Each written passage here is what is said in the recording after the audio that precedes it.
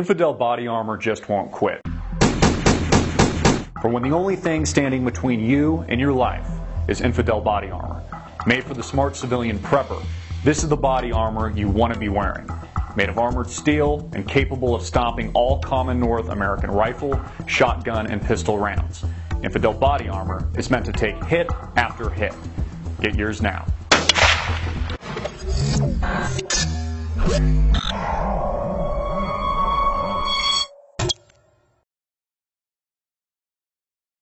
Hey everybody, I'm Christopher Green. You're tuning in to AMTV Alternative Media Television.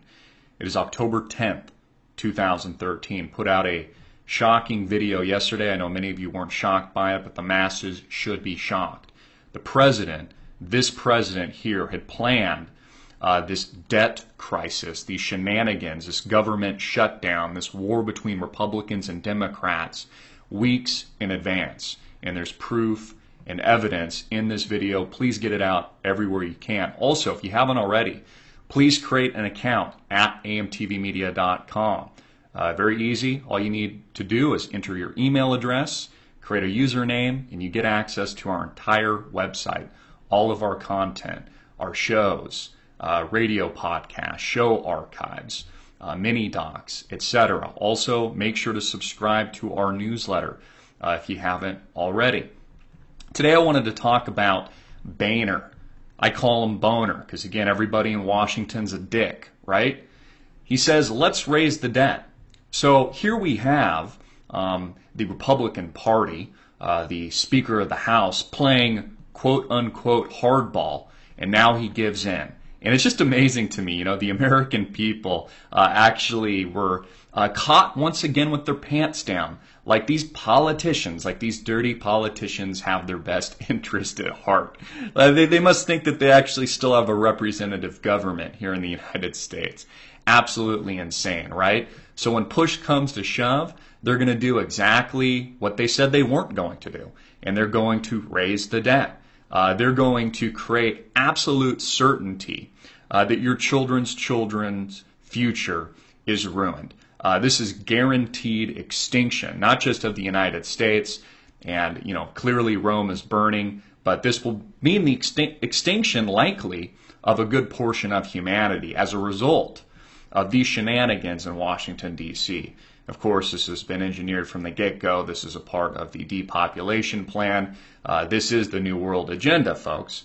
This is what it looks like. But I want to give you perspective on the debt and how ridiculous it actually is.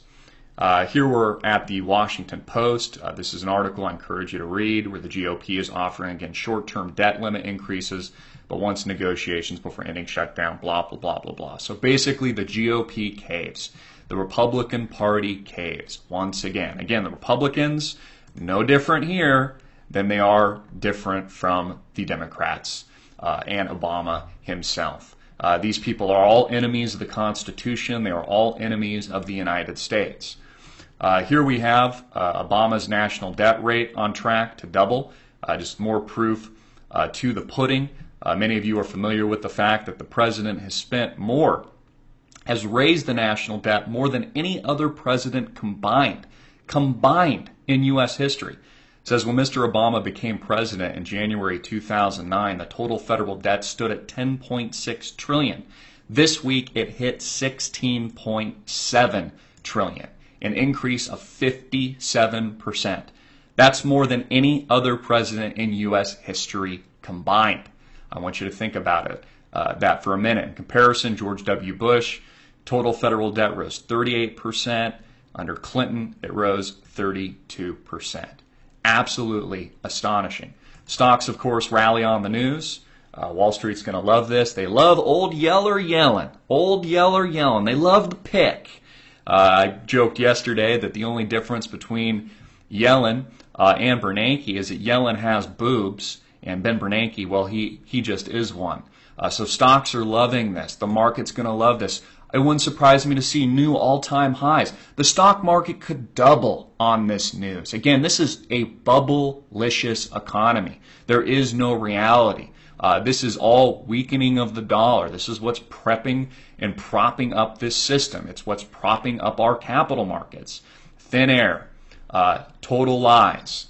Here we have the U.S. debt in picture. Some of you have seen this before.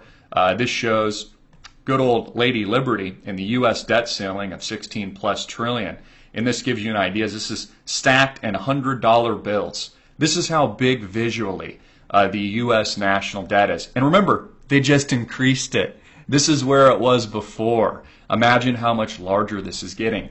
Here's another shocking photo of Lady Liberty taking up 2 football fields. I believe they're doing it in a different denomination here, but 2 football fields. You can see it and compare it visually to a football field and a soccer field that appears over here. Another photo. This is what $1 trillion looks like if they just stacked it in front of the White House. You've got a Boeing 747, it looks like, over here.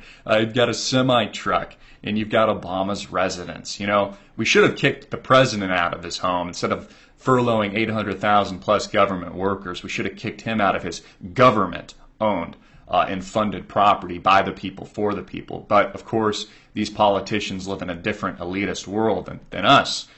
They receive bailouts and special treatment and even special health care. Obama will never get Obamacare. He's going to be taken care of luxuriously with a fleet of doctors and specialized physicians and surgeons. His family gets special treatment. They don't have to participate in this Obamacare that we can't even sign up for, even though they spent tens of millions of dollars developing the sites. Some have argued more than what costs to start Twitter or Facebook or any of these other revolutionary type web companies. We can't even sign up for it. And these people aren't even going to participate in it themselves. Here we have the University of California study referring to the national debt, saying it's really $70 trillion.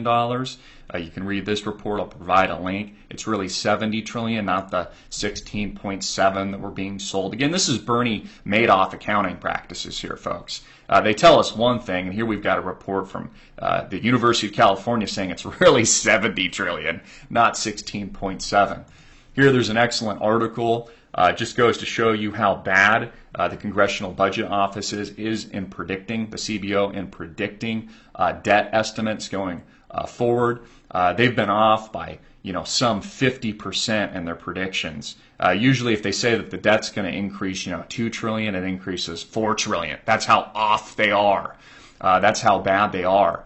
Here I've highlighted, it says currently the CBO estimates that the federal debt will hit $25 trillion by 2021. $25 trillion. But if that forecast is also off by 40%, we'll actually be facing a federal debt of $35 trillion by then. So they're saying the CBO, with their track record of being incorrect with their predictions, about 50% incorrect, that instead of the $25 trillion conservative prediction, we'd be looking at $35 trillion by then. Staggering, staggering. That would put the United States, that would put our debt in the category of 150% of GDP, of gross domestic product, which many would argue we're already there, again, because this is Bernie Madoff accounting, but would officially put our debt at almost 150% of GDP. This is reminiscent of Greece. It says here, this is where Greece is today. You can look at a chart. This is a GDP chart.